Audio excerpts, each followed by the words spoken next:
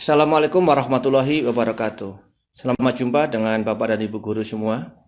Pada saat ini saya akan memberikan mentoring terkait dengan pembuatan perencanaan pelaksanaan pembelajaran atau RPP sebagai langkah awal di dalam membuat LKPD. Bapak dan Ibu, materi ini dibuat oleh Pusat Kurikulum dan Pembelajaran Badan Penelitian dan Pengembangan Kemdikbud tahun 2019 sebagai bahan kajian kita untuk menjadi sebuah referensi di dalam membuat RPP yang inspiratif. RPP ini disusun berdasarkan surat edaran nomor 14 tahun 2019 tentang penyederhanaan rencana pelaksanaan pembelajaran. Di dalam surat edaran ini dijelaskan bahwa penyusunan RPP dilakukan dengan prinsip efisien, efektif, dan berorientasi pada murid. Meskipun pada saat ini kita semua berpikir tentang RPP satu lembar, maka prinsip efisien, efektif, dan berorientasi pada murid tetap harus menjadi perhatian kita bersama. Pada poin kedua, dijelaskan bahwa RPP pada Peraturan Menteri nomor 22 tahun 2016 dinyatakan terdapat 13 komponen RPP. Dengan adanya surat edaran ini dinyatakan bahwa yang menjadi komponen inti dalam RPP ini adalah 1. Ada tujuan pembelajaran, 2. Langkah-langkah kegiatan pembelajaran, dan 3. Penilaian pembelajaran asesmen. Ini wajib dilaksanakan oleh guru. Sedangkan komponen lainnya bersifat pelengkap. Dalam hal pelaksanaan di lapangan, guru secara bebas dapat memilih, membuat, menggunakan, dan mengembangkan format RPP secara mandiri untuk sebesar-besarnya keberhasilan belajar murid. Adapun RPP yang telah dibuat tetap dapat digunakan dan dapat pula disesuaikan dengan ketentuan sebagaimana dimaksud pada angka 1, 2, dan 3. Jadi Bapak dan Ibu, karena RPP pada saat ini mengacu kepada Surat Edaran nomor 14 tahun 2019, maka yang perlu menjadi penekanan kita adalah komponen inti, yaitu tujuan pembelajaran, langkah-langkah kegiatan pembelajaran, dan penilaian pembelajaran. Di dalam menyusun tujuan pembelajaran, kita perlu memahami ada 2 jenis tujuan pembelajaran yang perlu kita pahami. Yang pertama, tujuan pembelajaran berdasarkan behaviorisme. Di dalam tipe ini, komponen tujuan pembelajaran disusun berdasarkan behaviorisme yang terdiri atas audien, behavior, B, condition, C, dan degree, D. Namun, dalam pelaksanaannya, dalam konteks materi dan kemampuan tertentu, komponen degree bisa saja ini tidak ada. Berikut ini ada 2 contoh. Contoh pertama, tujuan pembelajaran yang telah dirancang dengan menggunakan ABCD. 1. Melalui kegiatan mengamati video daur air, siswa dapat menjelaskan tahapan proses terjadinya hujan secara tertulis. Dalam tujuan ini, audiennya adalah siswa. Behavior yaitu menjelaskan tahapan proses terjadinya hujan. Kondisi C, melalui kegiatan mengamati video daur air. Dan degree secara tertulis. Jadi tujuan di sini lengkap menggunakan rumus istilahnya ABCD. Sedangkan nomor 2, di sini diberikan contoh melalui lagu, siswa dapat memperkenalkan diri dengan menyebut nama panggilan. Di sini audiennya adalah siswa, behavior memperkenalkan diri, C condition melalui lagu, sedangkan degree ini tidak ada. Jadi ini Bapak dan Ibu tipe tujuan pembelajaran yang pertama. Yang kedua, tujuan pembelajaran berdasarkan non-behaviorism. Dalam non-behaviorism ini, komponen tujuan pembelajaran terdiri atas 3, yaitu audien, behavior, dan konten. Contohnya seperti ini. Siswa dapat menjelaskan tahapan proses terjadinya hujan melalui kegiatan mengamati video daur air. Audiennya siswa, behavior menjelaskan kontennya tahapan proses terjadinya hujan. Contoh yang kedua, siswa dapat memperkenalkan diri dengan menyebut nama panggilan. Audien di sini siswa, behavior memperkenalkan diri, dan kontennya adalah nama panggilan. Jadi Bapak dan Ibu, silakan amati perbedaan antara tipe A dan tipe B di dalam membuat tujuan pembelajaran. Bapak Ibu dapat memilih salah satunya sesuai dengan karakteristik dari mata pelajaran Bapak dan Ibu. Bagian kedua yaitu tentang langkah-langkah kegiatan pembelajaran. Di dalam kegiatan langkah-langkah pembelajaran ini ada 3 tahapan penting yang harus kita pahami. Yang pertama adalah pendahuluan. Dalam pendahuluan ini berisi aktivitas guru dalam menyiapkan peserta didik secara psikis dan fisik untuk mengikuti proses pembelajaran.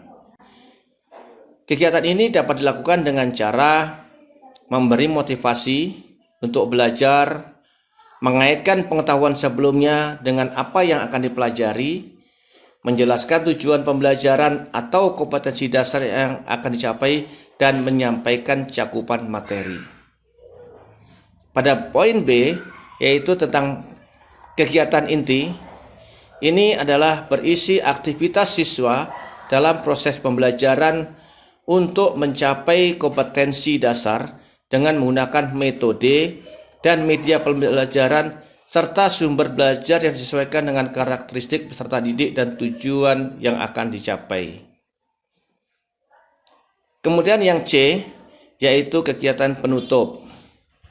Kegiatan ini berisi aktivitas bersama antara guru dan siswa dalam melakukan refleksi untuk mengevaluasi seluruh rangkaian aktivitas dan hasil-hasil yang diperoleh dari proses pembelajaran yang telah berlangsung, memberikan umpan balik terhadap proses dan hasil pembelajaran, melakukan kegiatan tidak lanjut dalam bentuk pemberian tugas, serta menginformasikan rencana kegiatan pembelajaran untuk pertemuan berikutnya. Bapak dan Ibu, langkah yang ketiga yaitu penilaian pembelajaran. Sebagaimana Bapak dan Ibu ketahui bersama bahwa penilaian pembelajaran adalah proses pengumpulan dan pengolahan informasi untuk mengukur pencapaian hasil belajar peserta didik. Aspek yang diamati meliputi sikap, pengetahuan, dan keterampilan. Penilaian sikap merupakan kegiatan yang dilakukan oleh peserta didik untuk memperoleh informasi deskriptif mengenai perilaku atau tindakan peserta didik dalam proses pembelajaran yang meliputi sikap spiritual dan sosial. Penilaian sikap diasumsikan bahwa setiap peserta didik memiliki perilaku yang baik. Perilaku yang menonjol yaitu sangat baik atau perlu bimbingan, yang dijumpai selama proses pembelajaran ditulis dalam jurnal atau catatan pendidik. Penilaian sikap dilakukan dengan teknik observasi, penilaian diri, dan penilaian antar teman. Penilaian pengetahuan merupakan kegiatan yang dilakukan untuk mengukur dan mengumpulkan informasi mengenai penguasaan pengetahuan peserta didik. Penilaian pengetahuan dilakukan dengan teknik tes tertulis, tes lisan, dan atau penugasan pengetahuan peserta didik. Sedangkan penilaian keterampilan merupakan kegiatan yang dilakukan untuk mengukur dan mengumpulkan informasi mengenai kemampuan berpikir dan kinestetik peserta didik, menerapkan pengetahuan dalam melakukan tugas tertentu. Penilaian keterampilan ini dilakukan dengan teknik penilaian kinerja, praktek atau produk, kemudian penilaian proyek dan atau portofolio. Bapak dan Ibu, berikut ini model atau contoh RPP pembelajaran yang bisa menjadi referensi bagi Bapak dan Ibu dalam membuat RPP. Ini adalah RPP untuk sekolah pendidikan dasar atau madrasah.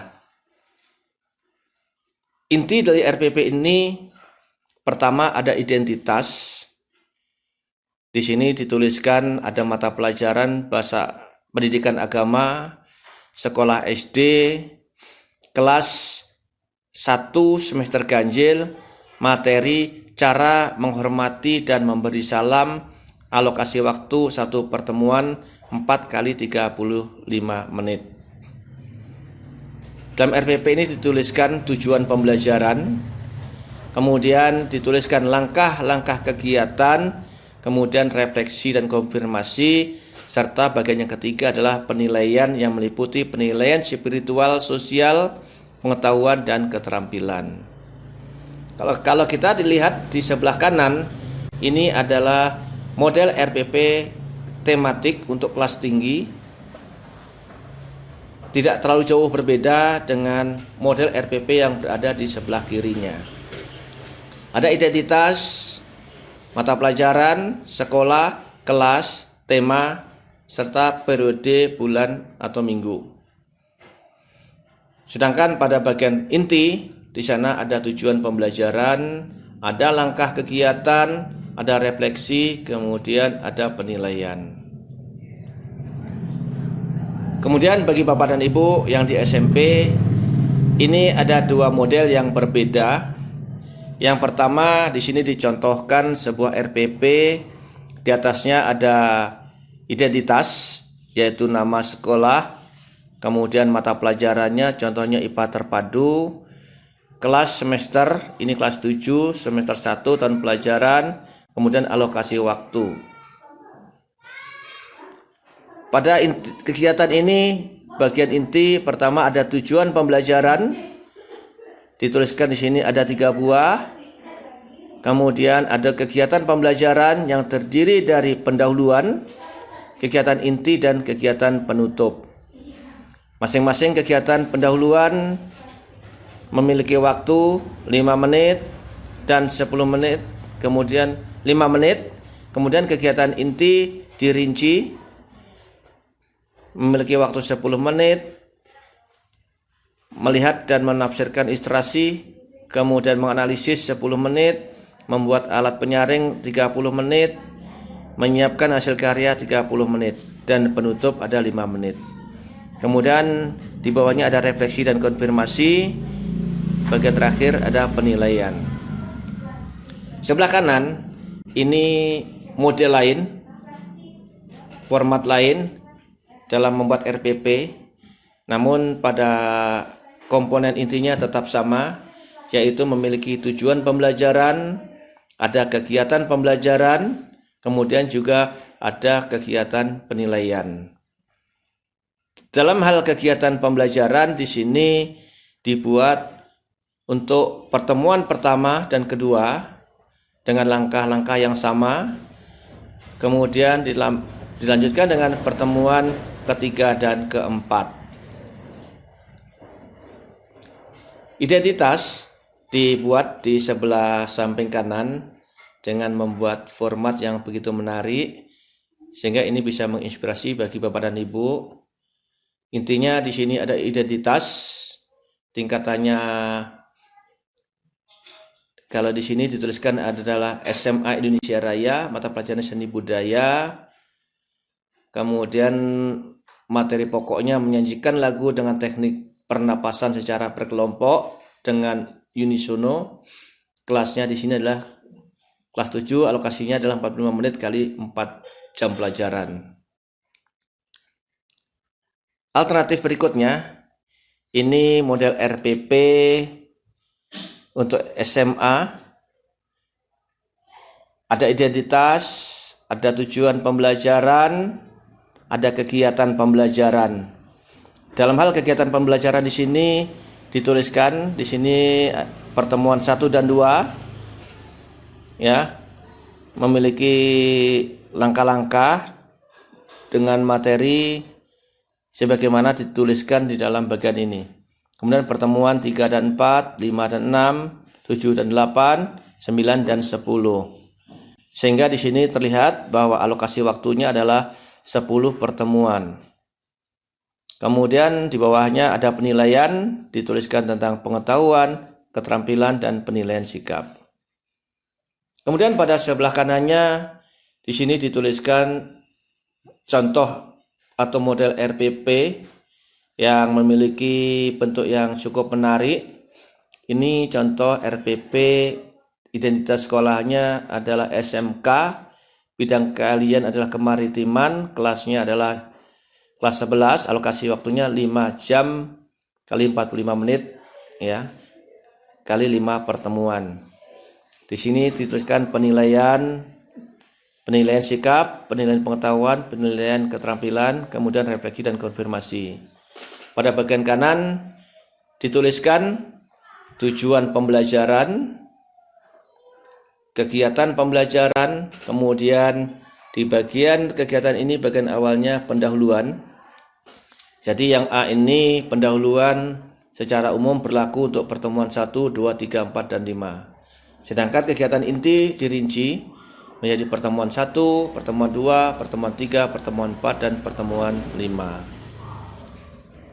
Jadi ini Bapak dan Ibu model RPP yang mudah-mudahan menginspirasi, bisa kita pilih, kita sesuaikan dengan karakteristik tempat kita mengajar. Bapak dan Ibu, pembelajaran tentu tidak terlepas dari model-model pembelajaran yang kita pilih. Tentu ini juga harus termuat di dalam struktur RPP kita.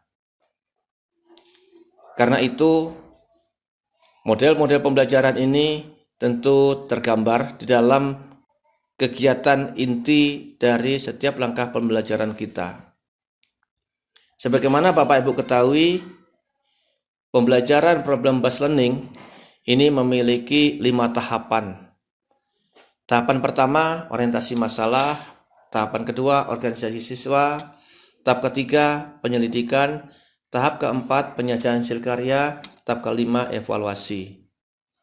Sedangkan model tahapan discovery learning ada 6, yaitu tentang pertama, stimulation, yaitu pemberian rangsangan. Kedua, problem statement, yaitu pernyataan masalah. Kemudian data collection, pengumpulan data. Data processing, identifikasi data. Verification, pembuktian. Selanjutnya yang terakhir adalah generalization. Jadi Bapak dan Ibu, sintak dalam setiap model pembelajaran atau metode-metode pembelajaran tentu harus menjadi bahan pertimbangan Bapak Ibu di dalam membuat RPP. Sesuai dengan kegiatan yang telah Bapak Ibu ikuti, sebelum membuat LKBD, lembar kerja peserta didik, perlu Bapak Ibu coba laksanakan merancang sebuah RPP. Bapak Ibu dapat memilih format yang menarik sesuai dengan kebutuhan kita masing-masing. Teknisnya yang pertama silakan Bapak Ibu pilih 1 KD sesuai dengan mata pelajaran dan kelas yang Bapak Ibu ampu. Kemudian silakan rancang RPP-nya berdasarkan KD tersebut. Kemudian dalam menuliskan tujuan silakan Bapak Ibu pilih yang berdasarkan behaviorism atau yang non behaviorism. Kemudian langkah-langkah pembelajaran silakan disusun berdasarkan sintak atau langkah model pembelajaran yang Bapak Ibu pilih. Kemudian yang terakhir, jangan lupa teknik penilaian pembelajaran dipilih berdasarkan kompetensi yang hendak dicapai. Demikian Bapak dan Ibu, penyegaran penguatan terkait dengan merancang RPP sebagai langkah awal untuk membuat LKPD, Lembar Kerja Peserta Didik. Terima kasih, selamat mencoba. Sampai berjumpa pada sesi kegiatan berikutnya. Assalamualaikum warahmatullahi wabarakatuh.